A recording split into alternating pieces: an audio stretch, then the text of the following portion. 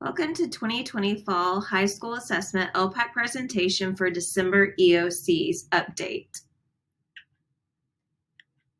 The first thing that we'll look at is the overview of updates changes for 2020, assessment LPAC procedures for fall 2020, elevation teacher EOC supports form, LPAC teacher plan, Peers in U.S. schools updates, and important dates to be aware of. Before we begin, we would first like to thank you in advance for all of the hard work this fall. We know it has been more challenging for all of us due to COVID-19, and we really appreciate you. Remember that there is a GISD 2021 directory with helpful links and resources. The overview and updates of changes. The most important details that you're going to see here throughout this presentation is that we will be training high school LPAC administrators and lead teachers on how to identify English learners taking the EOC assessments in December with the latest updates provided by the TEA and guide you on how to document these decisions made for these English learners. These items will be elaborated throughout this presentation. An important thing to document is that the LPAC parent is still optional at this time. If this is to change due to COVID-19 health guidelines, we will make you aware. The LPAC decision-making guide has a lot of helpful information. The information that will be presented in this presentation, we have pulled from this document. Looking at the fillable forms provided by TEA, this can be used for documentation in the Student Screen folder. We keep these decisions documented online through Elevation. This shows you a side-by-side picture of what we document in Elevation to make sure that it matches what we are supposed to record for TEA. 2020-2021 accessibility updates. Remember that an LPAC can make a decision for a student to use the following designated supports without an ARD or Section 504 committee if eligible for extra time, content language supports, and oral assigned administration. We also link the TEA 2020-2021 accessibility features at the bottom. There is a new December 2020 EOC speech-to-text tool that will be for students who meet the eligibility criteria for basic transcribing or spelling assistance.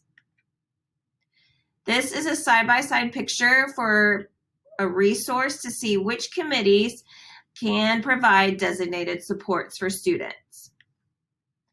The TEA came out with a STAAR testing flowchart.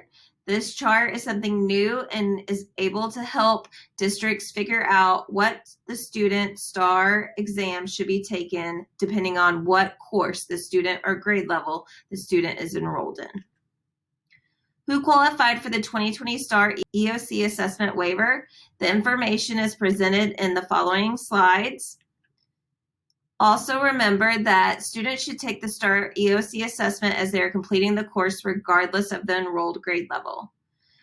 Students who are taking the EOC in December, there is a list that was provided by RAD. Make sure that you follow the 3 steps here to compare your list to make sure that you are looking at which students are recommended to take their EOCs in December.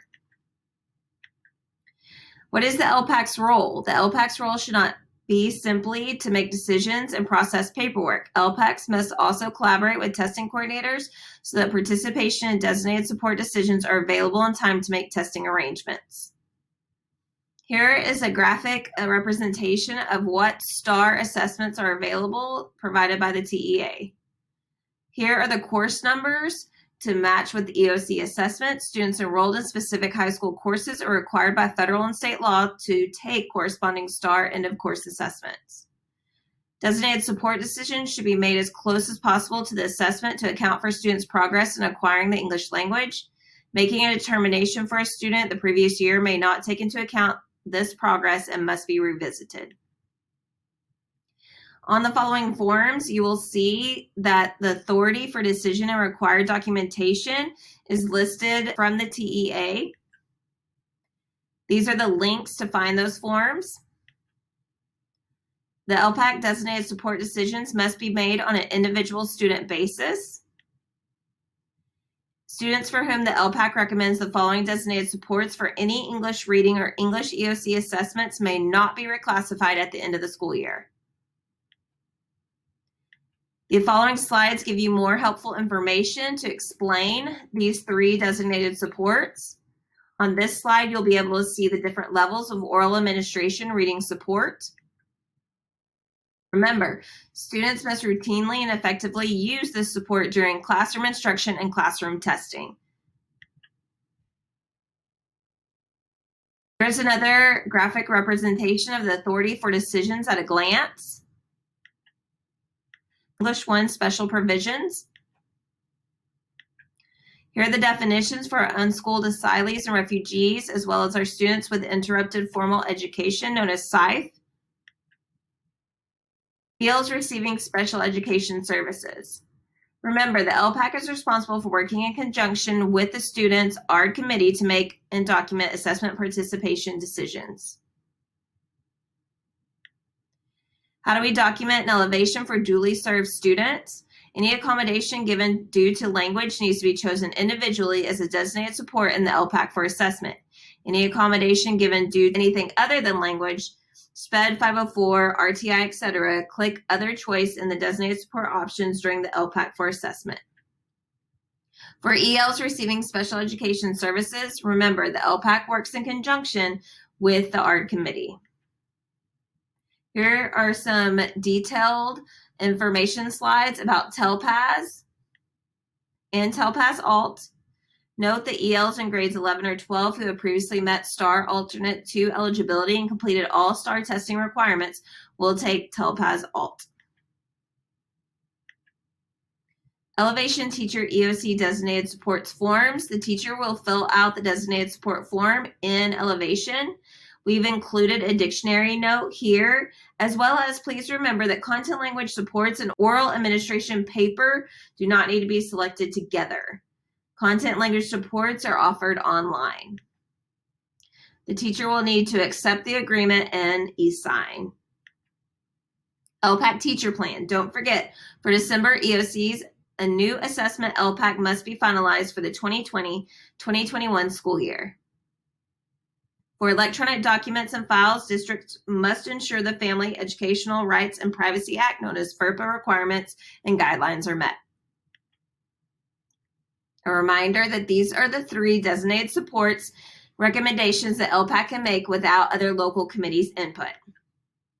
ELs with parent denials for STAAR assessments. LPACs may not recommend designated supports for an EL whose parents have denied bilingual or ESL services.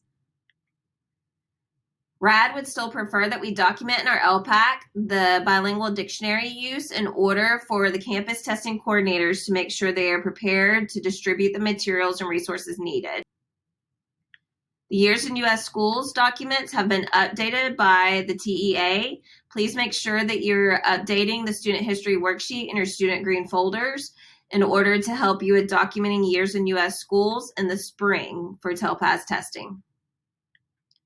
Here's an example of the high school December EOC assessment LPAC schedule. If you would prefer to see it in a calendar view, I've attached the November calendar and December calendar.